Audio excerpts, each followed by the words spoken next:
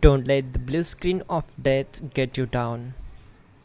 I will show you how to fix this problem step by step. So let's begin. Click on advanced options, then we need to select troubleshoot, then select advanced options and then click on command prompt. Now type chkdsk space /f space /r space c colon and hit enter. Now we need to wait for some time to complete the process. Type c colon and hit enter to execute the command. Now type cd space c colon / and hit enter to execute the command. Now type cd space windows and hit enter to execute the command. Type cd space system32 and simply hit enter. Now execute this command. Type cd space config and simply hit enter. Now execute this command. Type md space backup and simply hit enter. Now execute this command. Type copy space *** space backup and simply hit enter. Now type md backup1 and hit enter. Now type copy space ** space backup1 and hit enter.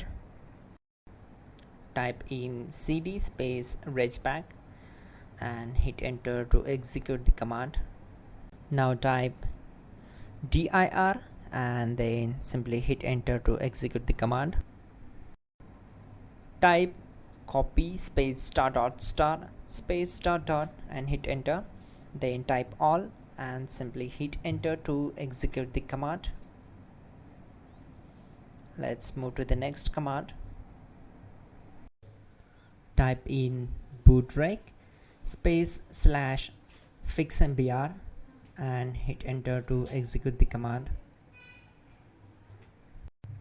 Type bootrec space /fixboot and hit enter.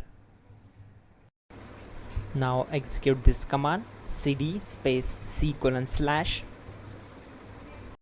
Now type cd space windows /system32 /config /regback and hit enter to execute. Now type this command bcd edit space /exports space c colon /bcd backup, then hit enter. Type cd space c colon / and hit enter. Now type this command md space boot and simply hit enter. Now execute this command. Type cd space boot and simply hit enter. Now type md space bcd and simply hit enter. Type cd space c colon / and hit enter. Now type attrib c colon /boot /bcd -h -r -s and hit enter. Now execute this command. Type ren space c colon /boot /bcd space bcd.olg, then simply hit enter to execute this command. And once done, let's move to the next command. Now type bootrec space /rebuild bcd and simply hit enter.